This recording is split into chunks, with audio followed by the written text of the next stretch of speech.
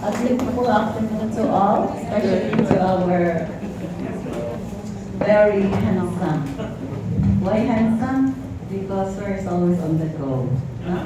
No matter what, nandiyan natin si Sir GM. Sir GM, our ASTS, our Chief of the CID, Ma'am Chel, all other participants, the supervisors, the district in charge, the other school heads, central principals, there are P4 here. We don't have any PSDS, only P4.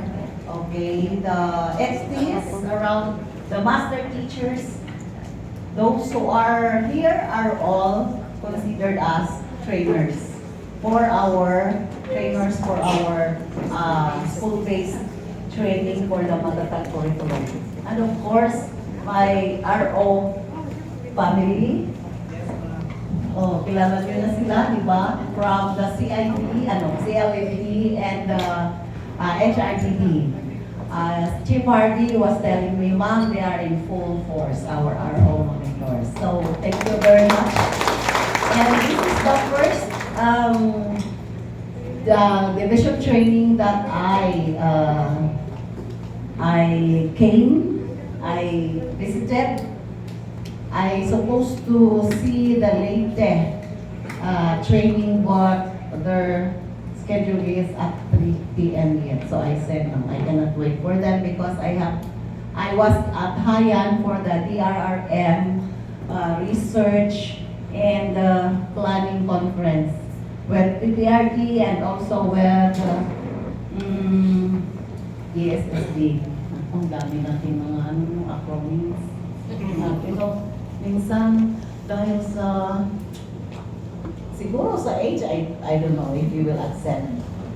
Sa age, parang minsan marumble mo yung mga acronyms, di ba?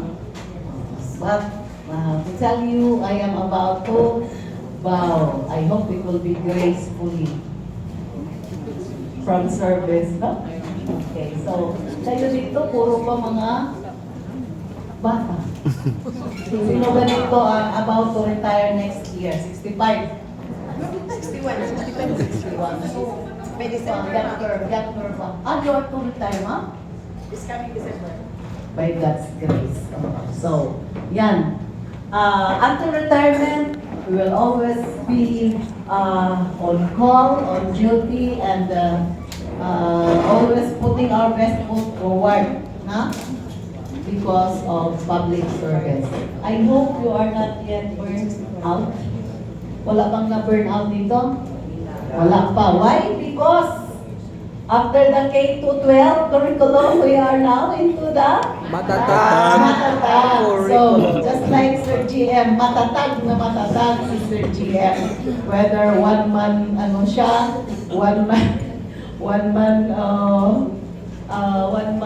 lead, or nandyan si Sir Manny, okay lang talaga, matatag na matatag. So all of us must be matatag. What does the first syllable stand for? Okay, so it's all about Curriculum. Okay. The first step. Taking steps For what? for resources, materials. Not go memorize. But it is about resources. Given division of resources. No? When we say resources, what are they? Human resource, what else? Learning resource, financial, learning resources. Resources, what else? Infra. And all others. Yung mga armchairs, mga ganyan. So, the next step. Learners. It's about the learner. welfare and the Welfare. Our Learners. curriculum, resources, learners, and the G? Teachers. From the 4, sino ang pinaka? Learners. Learners. Pero may learners ba kung wala ang isang very important component ng matatag? Teacher. So, para sa akin, ang teachers talaga ang pinaka-important. That's why we are here, because of them. We really need to see to it that during the school-based training, our teachers would be more motivated to continue the role as A teacher. the inspiration, the nurturer, what else? The vanguards, the protector of our learners, no? So that we have to do this division level training for us to be more ready to give our technical assistance during the school-based implementation of the mandatory curriculum training. That's been said, half of the job is done if we were able to do the good training for teachers. So during the regional level, it was held in, sino dito ang naging participant ng regional level? Wala. Sir, saan yun, sir? Host?